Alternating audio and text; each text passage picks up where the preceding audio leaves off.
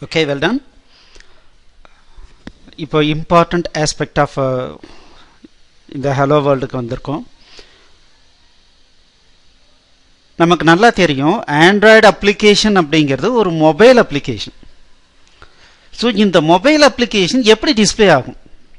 இப்போ C programming பண்ணும்போது அது ஒரு கன்சோல் அப்ளிகேஷன் சொல்லுவாங்க. ஒரு பிளாக் கலர் விண்டோ ஓப்பன் ஆகிட்டு அதில் ரன் ஆகி காட்டுது. ஆனால் இது ஒரு மொபைல் அப்ளிகேஷன். இந்த மொபைல் அப்ளிகேஷன் நம்ம எப்படி ரன் பண்ணி பார்க்க போகிறோம், எப்படி விஷுவலைஸ் பண்ண போகிறோம் இல்லைங்களா? ஸோ அது ரொம்ப இம்பார்ட்டண்ட். ஸோ அப்போது ரெண்டு விதமாக நம்ம ரன் பண்ணிக்கலாம். ஒன்று என்ன அப்படின்னா, நம்மளுடைய மொபைலை டைரெக்டாக கம்ப்யூட்டரோட கனெக்ட் பண்ணி நம்ம இந்த அப்ளிகேஷனை டைரெக்டாக மொபைலில் வியூ பண்ணிக்கலாம். அப்படி இல்லை அப்படின்னா எமுலேட்டர் யூஸ் பண்ணலாம். ஸோ எமுலேட்டர் அப்படிங்கிறது என்ன அப்படின்னா, ஒரு ரியல் மொபைலினுடைய சிமுலேஷன் தான் எமுலேட்டர். ஸோ அது எப்படி நம்ம மொபைல் வியூ பண்ணுவோமோ அதே மாதிரி இங்கே டிஸ்பிளே வரும். ஸோ இந்த பர்டிகுலர் டிவைஸ், இந்த பர்டிகுலர் ஏபிஐன்னு நம்ம சூஸ் பண்ணி நம்ம ஒரு எஃபெக்டை நம்ம பார்த்துட்டோம்னா இதில் எப்படி இருக்கோ அதே மாதிரியே அங்கே வர மாதிரி நம்ம அப்ளிகேஷனை மொபைலில் லோட் பண்ணாலும் அதே மாதிரி தான் வரும். ஸோ இதுதான் கான்செப்ட். ஸோ அப்போது எமுலேட்டர் அப்படிங்கிறது ரொம்ப ரொம்ப இம்பார்ட்டண்ட். அதே சமயத்தில் வெரி காஸ்ட்லி. ஏன்னா எமுலேட்டர் அப்படிங்கிறது ஒரு இன்னொரு மொபைல் அப்ளிகேஷனையே நம்மளுடைய விண்டோஸ் அப்ளிகேஷனில் நம்மளுடைய கம்ப்யூட்டரில் கொண்டு வரணும்னா அப்போது மொபைலாகவும் ஆக்ட் ஆகணும். இது ஒரு சாதாரணமாக நீங்கள் ஒரு விண்டோஸ் ப்ரோக்ராமிங் மாதிரி ஒரு மல்டி டாஸ்கிங் அப்ளிகேஷன் மாதிரி சிம்பிளாக நினச்சிக்க கூடாது. ஒரு நோட் பேட் ஓப்பன் பண்ணுறோம், ஒரு கால்குலேட்டர் ஓப்பன் பண்ணுறோம், அந்த மாதிரி இல்லை. ஏன்னா இது ரொம்ப பவர்ஃபுல்லானது.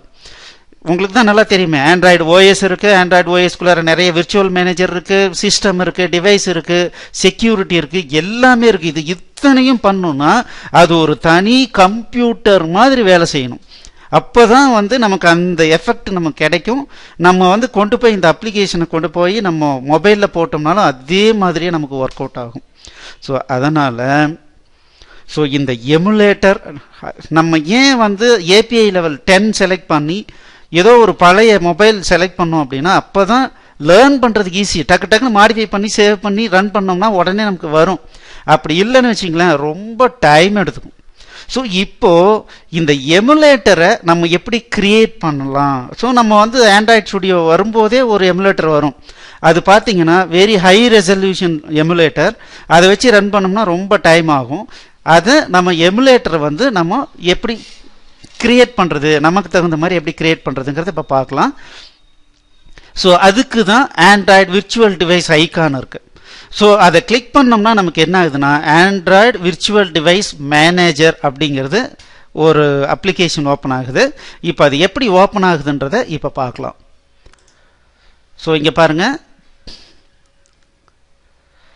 இதுதான் ஏவிடி மேனேஜர். ஓகே, இது இன்னொன்று ஆண்ட்ராய்டு டிவைஸ் மானிட்டர் இருக்குது, அது அப்புறம் பார்த்துக்கலாம். ஸோ இந்த ஏவிடி மேனேஜரை கிளிக் பண்ணலாம். ஸோ இங்கே பாருங்கள், ரெண்டு இது இருக்குது, ரெண்டு டிவைஸ் இருக்குது. நம்ம வேணால் புதுசாக ஒரு டிவைஸ் கிரியேட் பண்ணலாம். இங்கே பாருங்கள், கிரியேட் டிவைஸ். இதில் போனோம்னா எந்த ஃபஸ்ட்டு என்ன பண்ணுறோன்னா என்ன டிவைஸ் நமக்கு வேணுமோ அதை செலக்ட் பண்ணுறோம். இப்போ நான் 3.2 இன்ச்சு இதை நான் செலக்ட் பண்ணிக்கிறேன். நெக்ஸ்ட்டு கொடுக்குறேன்.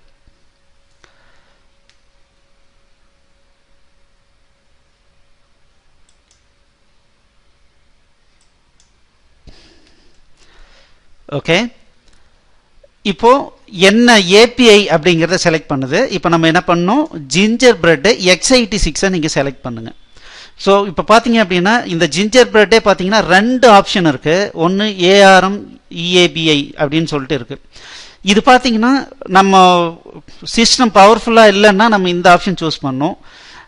இல்லை விர்ச்சுவல் டெக்னாலஜி எனேபிள் பண்ணியிருக்கோம், நம்மளுடைய கம்ப்யூட்டர் ஓரளவுக்கு லேட்டஸ்ட் கம்ப்யூட்டர் அப்படின்னா நம்ம இது செலக்ட் பண்ணணும். ஸோ இது செலக்ட் பண்ணோம் அப்படின்னம்னா கண்டிப்பாக இதில் சில டிஸ்அட்வான்டேஜ் இருக்குது. இதுக்கு தகுந்த மாதிரி கான்ஃபிகரேஷன் கரெக்டாக இருக்கணும். ஸோ அது என்ன கான்ஃபிகரேஷன் பண்ணணுன்றதை நான் உங்களுக்கு சொல்லிக் கொடுக்குறேன். ஸோ அதுக்கு முன்னால் முதல்ல இந்த ஆப்ஷன் நம்ம சூஸ் பண்ணிக்கலாம். ஸோ இப்போ இதுக்கு ஒரு பேர் கொடுக்கணும். ஸோ இது கலெக்டிவா அப்படின்னு ஒரு பேர் கொடுத்துக்கிறேன். இது கொடுத்துட்டு ஓகே கொடுத்துடலாம். ஸோ இதில் பார்த்தீங்கன்னா நமக்கு என்னென்ன மாதிரி இங்கே கான்ஃபிகரேஷன்லாம் மாற்றிக்கலாம். எப்படி வேணும், என்ன அட்வான்ஸ்டு செட்டிங்ஸ் போகலாம். இதில் பார்த்தீங்கன்னா நிறைய ஆப்ஷன்ஸ் வருது. இதில் பாருங்க, நம்ம SD கார்டு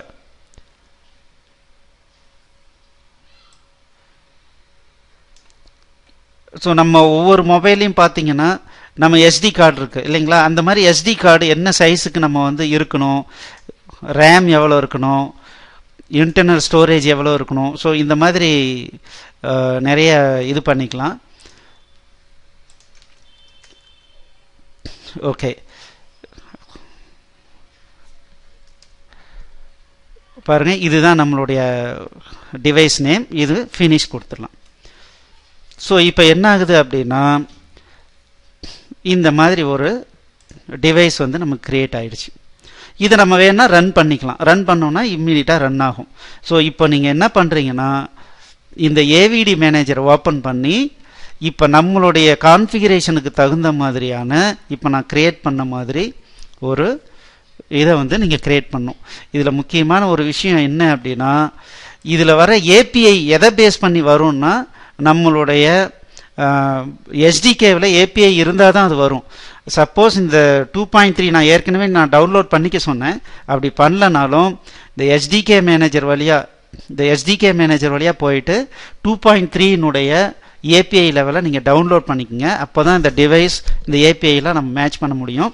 ஸோ இந்த கிளாஸை முடிச்சுட்டு நீங்கள் பண்ண வேண்டிய விஷயம் என்னென்னா, இப்போ நம்ம கிரியேட் பண்ண மாதிரி 3.2 இன்ச்சு 480 பிக்சல் ஹைட் இருக்கிற மாதிரியான மொபைலை கிரியேட் பண்ணிவிட்டு 320x480 கிரியேட் பண்ணிவிட்டு API லெவல் 10 கிரியேட் பண்ணி ஒரு டிவைஸை நீங்கள் கிரியேட் பண்ணுங்கள். ஸோ அடுத்தது என்ன பண்ணுன்றதை அடுத்ததாக நம்ம பார்க்கலாம்.